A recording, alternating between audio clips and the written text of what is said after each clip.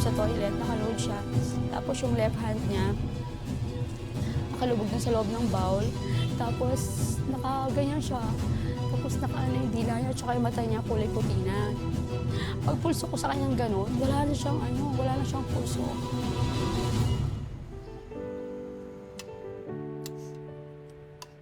Hindi makakalimutan ni Jennifer ang tagpong ito.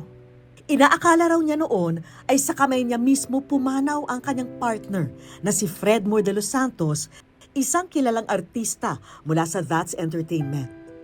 Papa, mama, siya. Mama, ako. Dami na nating utang dahil sa sakit ko. Ano ka ba? Kaya natin tong dalawa. Ang importante, gumaling ka. Bahan niyo lang ako. Kaya ko naman. Sigurado ka, Han? Kaya mo na magbanyo mag-isa? Baka mahilo ka ulit. Mas malakas pa ako sa kalabawhan. Susunod na buwan, di ko na kailangan yung mga gamot na yun.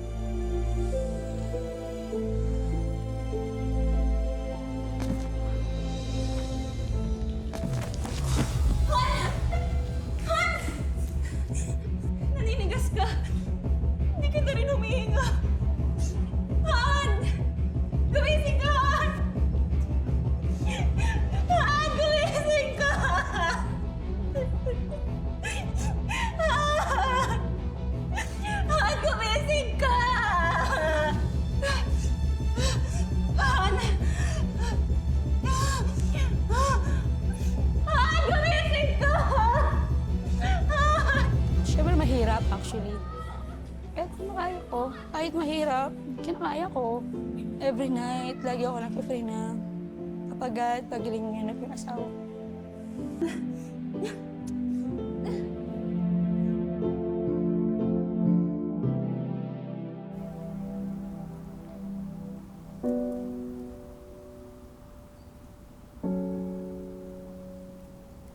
Hoy!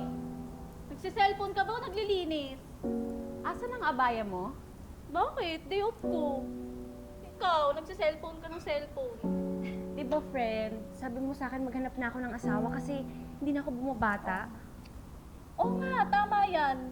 O tapos, may nahanap ka na ba? Humingi ako ng sign kay Papa God.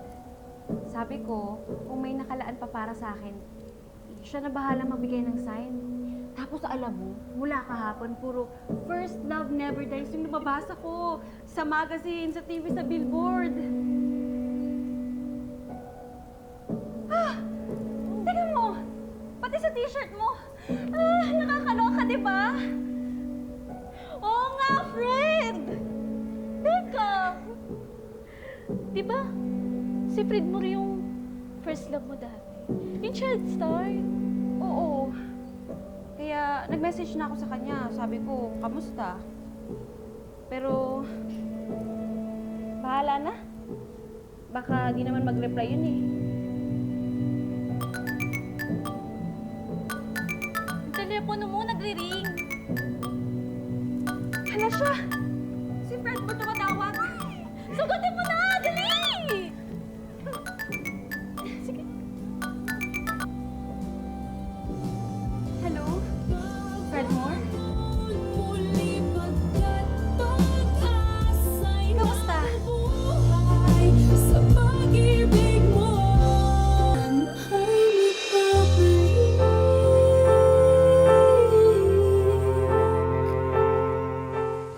Jennifer! Fredmore? Jennifer! Fredmore? Kalain mo yun? Dati LDR lang tayo. Tapos ngayon, hindi ka sa likod. Kasama na tayo. Flowers? Thank you. Alam mo, hindi ko talaga inakala na tayo pa rin pala sa huli. Akala ko, tatanda na ako mag-isa. Ngayon, sama na tayo tatanda.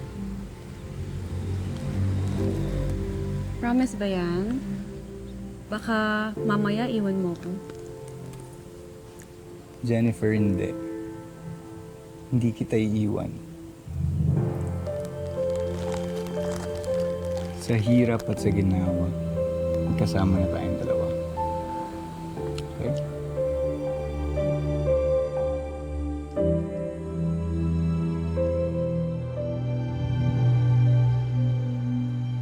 Han? Han? Han? May good news ako. Ano yan, Han? Ikaw talaga naglalaba ako. Puro pa ako sabon, no? Kinuha ko na GMA. Kunin nila ako sa isang show. Talaga? Matagal ka nang pinagdadasal na makabalik sa showbiz. Kasi alam ko na yun talaga yung pangarap mo. Napakabait talaga ni Papa God. Han, magdire-diretso to. Hindi mo na kailangan mag-OFW. Makakaahon na tayo. Sigurado ako. Excited ang mga tao na mapanood ka ulit.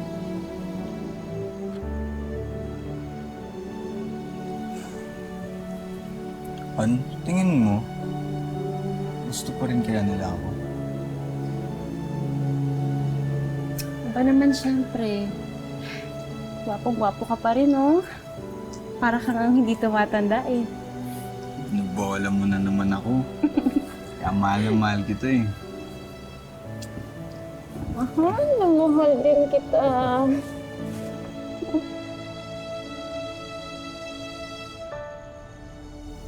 Yes, direct copy po, direct. Thank you po, thank you po. Sige po, sige po. Sir Fredmore, Yes po. next scene na po tayo, tapos lunch break na po. Inaaral ko lang yun. Okay po, sige po.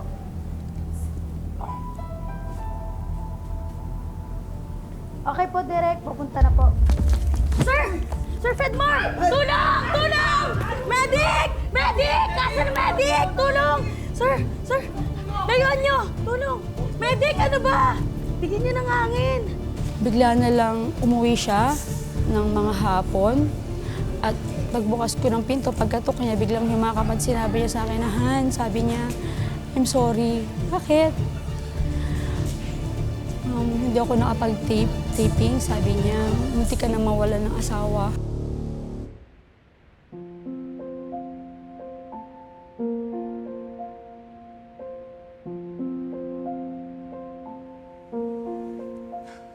Huwag ka na mag-alalahan, ha? Taas lang talaga yung dugo ko kanina. Sabihin mo kaya hindi ka muna babalik sa taping. Han, baka naman sabihin nila na unprofessional ako. Nakakahiya naman yun. Tsaka, sila naman yung nagsabi na magpahinga ako eh. Maalaga naman sila sa set, Han. Ikaw kasi. Panay kain mo ng laman loob at isaw. Huwag ka na muna kakain ng mga yan, ha? Tapos bukas magpapatingin tayo sa doktor. Han, wag na. Gastos lang yan. Kailangan ko lang ipahinga to. Pero nag-aalala ako sa'yo. Paano kung mapano ka? Halika naman na dito. Parang nahihilo ko, Han. Parang nahihilo ko. Ano gagawin ko? Nahihilo ko. gagawin ko, Han? Parang nandidilim yung paningin ko, Han. Parang kailangan ko ng kiss mo. Hinta ko. Pinagloloko mo ako. Ang hilig-hilig mo sa acting-acting na ganyan. Han naman, kiss lang katapat na ito, no? Magiging okay na ako nun.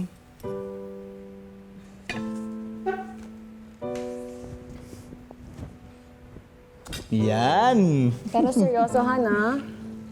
Bukas magpapatingin tayo sa doktor para maagapan ka ng gamot.